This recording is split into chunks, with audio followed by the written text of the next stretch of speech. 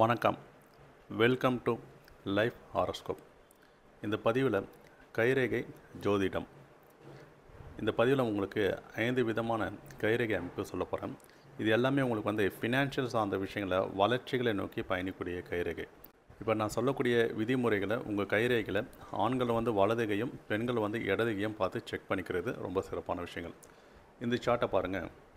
உங்களுக்கு ஆயுள் ரேகையும் விதி ரேகையும் கனெக்ட் ஆகக்கூடிய இடத்துல உங்களுக்கு கரெக்டாக சுக்கிரமேடுக்கும் சந்திரமேடுக்கும் இடையில் இந்த மாதிரி ஒரு பெருக்கல் குறி அமைப்பு உங்களுக்கு வந்ததுன்னா, அதுலேயும் உங்களுக்கு இந்த குரு மேடு சொல்லக்கூடியது ஃபினான்ஷியல் சார்ந்த விஷயத்துக்கு நான் கார கிரகம் சொல்லக்கூடிய குரு, அதே மாதிரி குழந்தை கார கிரகனும் குரு.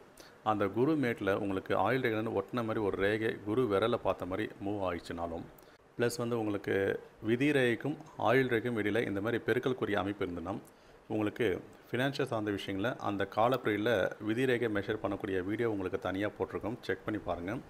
அந்த காலப்பிரியில் உங்களுக்கு பொருளாதார சார்ந்த விஷயங்களில் ஒரு வளர்ச்சிகளை நோக்கி பயணிப்பீங்க. அதே நிலை உங்களுக்கு குழந்தை பிறப்பினாலையும் சரி, குழந்தையாலும் உங்களுக்கு வளர்ச்சிகள் பெறும். சில பேர்லாம் பார்க்கும்போது குழந்தை பிறந்தலேருந்து நான் ரொம்ப வளர்ச்சிகள் சொத்து சுகம் சேரக்கூடிய அமைப்புன்ற மாதிரி சில பேருக்கு ஏற்படும். அந்த மாதிரி நபரோட கைரேகையில் இந்த குரு மேடும் இந்த ரேகை அமைப்பும் உங்கள் கைரேகையில் இருந்ததுன்னா, இந்த அமைப்பு உங்களுக்கு பொருந்தக்கூடிய நிலைன்ற மாதிரி கொண்டு வரும்.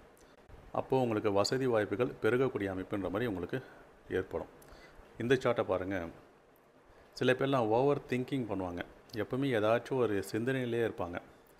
அந்த சிந்தனை இவங்க சக்ஸஸ் பண்ணுவாங்களான்னு கேட்டிங்கன்னா, இந்த புத்தி ரேகை நல்லா இருந்ததுன்னா சக்ஸஸ் பண்ணுவாங்க. ஆனால் உங்களுக்கு ப்ளூ கலரில் ஒரு மார்க் போட்டிருக்கேன் பாருங்கள். அந்த புத்தி ரேகையிலும் ஆயுள் ரேகையிலும் ஒரு கேவ் ஷேப்பில் ஒரு ஐலாண்ட் ஷேப்பில் அப்படிங்க வந்தோன்னா, இவங்க திங்கிங் ஓவராக இருக்கும். ஆனால் அந்த செயல்பாட்டில் அந்த முயற்சிகளும் சரி, அவங்க திங்க் பண்ணக்கூடிய அமைப்பையும் சரி, அதை அப்ரோச் பண்ணக்கூடிய விதத்தில் அவங்க ஒரு பெரிய அளவில் ஒரு பின்னடைவு ஏற்படும் சொல்லக்கூடிய அமைப்பு. பொதுவாக இந்த மாதிரி கைரேகையில் இந்த மாதிரி ஒரு ப்ளூ கலர் கோடுகள் இருக்கிறது, அதாவது ரேகை இருக்கிறது அந்தளவுக்கு சிறப்பு கிடையாது. இது தவிர்த்து அவங்களுக்கு புதன் மேடும் அந்தளவுக்கு சிறப்பாக வரலன்னா, இவங்களுக்கு சில விஷயங்களில் ஒரு மனநோய் சொல்லக்கூடிய அமைப்பு கூட இவங்களுக்கு ஏற்படுன வாய்ப்புகள் இருக்குது. அப்போ அந்த கால பீரியட் என்னென்னு நம்ம பார்க்கணும். ஏன்னா அந்த ரேகை இருக்கிறதுனால மட்டுமே இவங்களுக்கு அது ஆக்டிவேட் ஆகும் இல்லை, அந்த கால பீரியட் அந்த ஏஜ் என்ன அமைப்பில் இவங்க மூவ் ஆவாங்கன்றதை பார்த்து நம்ம சொல்லக்கூடிய அமைப்பு. ஆகமத்தில் இந்த மாதிரி கைரேகை இருக்குது அந்தளவுக்கு சிறப்பு கிடையாது. நெக்ஸ்ட்டு இந்த சார்ட்டை பாருங்கள். இருதய ரேகையிலும் புத்தி ரேகையிலும் உங்களுக்கு இந்த மாதிரி கீழே இறங்கின மாதிரி, இருதய ரேகையில் கீழே இறங்கின மாதிரி செவ்வாய் மேடை நோக்கின மாதிரி இந்த மாதிரி ரேகை இருக்குது அந்தளவுக்கு சிறப்பு கிடையாது. அப்போ உங்களுக்கு இருதயம் சம்மந்தப்பட்ட விஷயங்களும் சரி, மன ரீதியான விஷயங்களும் சரி, ஒரு மன இறுக்கங்கள் ஏற்படக்கூடிய அமைப்புன்ற மாதிரி கொண்டு வரும். அதில் உங்களுக்கு புத்தி ரேகையிலையும் பாருங்கள், அதே ரேகை சொல்லக்கூடிய கீழ் செவ்வாய் மேடு சொல்லக்கூடிய அமைப்பில் நோக்கின மாதிரி அப்படியே உங்களுக்கு கனெக்ட் ஆகுது. அப்போ இந்த மாதிரி இருக்கக்கூடிய ரேகை சார ரேகை சொல்லக்கூடிய அமைப்பு. இந்த சார ரேகை விதி ரேகையில் இருக்கிறது நல்லது, ஆயுள் ரேகையில் இருக்கிறது நல்லது, அது கூட மேல் நோக்கின கொடுக்கலாக இருக்கும். ஆனால் இது பார்க்கும்போது இந்த செவ்வாய் மேடை நோக்கின மாதிரி கீழே இறங்கின கொடுக்கலாக வர்றது சிறப்பு கிடையாது. அப்போ இவங்களாம் பார்க்கும்போது ஒரு நம்பகத்தன்மை உள்ள மனிதரிடம் இவங்களோட ஐடியாக்களை ஷேர் பண்ணிவிட்டு அதன் பிறகு டிசைட் பண்ணுறது ரொம்ப சிறப்பான விஷயங்கள் சொல்லக்கூடிய அமைப்பு. அப்போது இவங்க எடுக்கக்கூடிய முடிவுகள் சொல்லக்கூடிய அமைப்பு மன ரீதியான விஷயங்களும் சரி, ஒரு குழப்பங்கள் ஏற்படக்கூடிய நிலைன்ற மாதிரி ஏற்படும். அதில் இவங்களோட கைரேகைப்படி பார்க்கும்போது சரி, ஏஜ் மெஷர்மெண்ட்டுன்ற மாதிரி அமைப்பெல்லாம் பார்க்கும்போது இவங்களுக்கு ஒரு 40 வயது ஆகக்கூடிய காலகட்டத்தில் தான் இது ஆக்டிவேட் ஆகும்னு சொல்லக்கூடிய அமைப்பு. அப்போ அந்த காலப்பிரியில் இவங்க எடுக்கக்கூடிய முடிவுகளும் சரி தவறாக செயல்படக்கூடிய அமைப்புன்ற மாதிரி கொண்டு வரும்.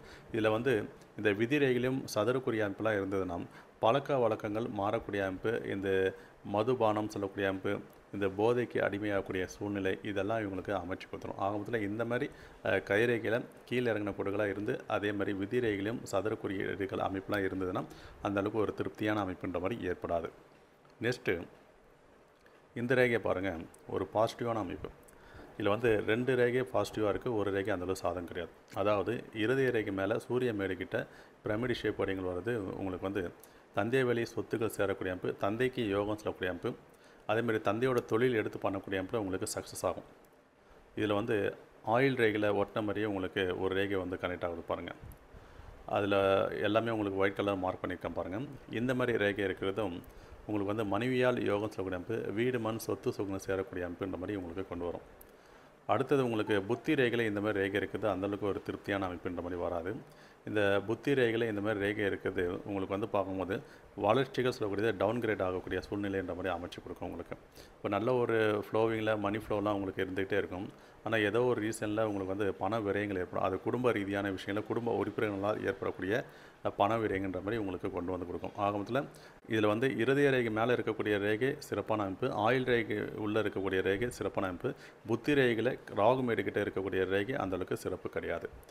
அடுத்தது இந்த சார்ட்டை பாருங்கள். யார் கையிலலாம் இந்த சுக்கிரமேட்டில் மேல் நோக்கின கோடுகளாக குரு மேடை நோக்கின மாதிரியும் சனீஸ்வரன் மேடை நோக்கின மாதிரியும் இந்தமாரி கோடுகள் இருக்கான்னு பாருங்கள். செங்குத்தான கோடுகள் சொல்லுவோம். இந்தமாரி ரேகை இருந்ததுனாலே நீங்கள் வந்து சொந்த வீட்டில் இருப்பீங்க, மனைவி உங்களுக்கு யோகமாக அமைவாங்க. அதேமாதிரி திருமண வாழ்க்கை இல்லற சுகம் உங்களுக்கு திருப்தியாக கிடைக்கும். சொத்து சுகங்கள் சொல்லக்கூடிய அமைப்பு, ஃபினான்ஷியல் சார்ந்த விஷயங்கள் எந்த ஒரு ஸ்ட்ரகிளும் இருக்காது உங்களுக்கு. இதில் முக்கியமாக உங்களுக்கு குருமேடு நல்லா இருக்கணும், விதி ரேகை சிறப்பாகணும். ஏன்னா இது மட்டும் இருந்துட்டால் மட்டும் உங்களுக்கு ஆக்டிவேட் ஆகிடாது. எல்லாத்தையும் நம்ம சில விஷயங்களை கம்பேர் பண்ணி பார்க்கணும். அந்த அமைப்படியே பார்க்கும்போது எந்த மாதிரி ரேகை இருக்குது ஒரு குழுப்பனையும் சொல்லக்கூடிய அப்போ தான் உங்கள் கைரேகையில். அப்போ இந்த மாதிரி ரேகை இருக்கான்றதையும் நீங்கள் வந்து செக் பண்ணி பார்த்துங்க. சரி, இந்த பதிவு பிடிச்சிருந்தால் லைக் பண்ணுங்கள், சப்ஸ்கிரைப் பண்ணுங்கள். அடுத்த ஒரு நல்ல ஒரு பதிவில் சந்திப்போம். நன்றி, வணக்கம்.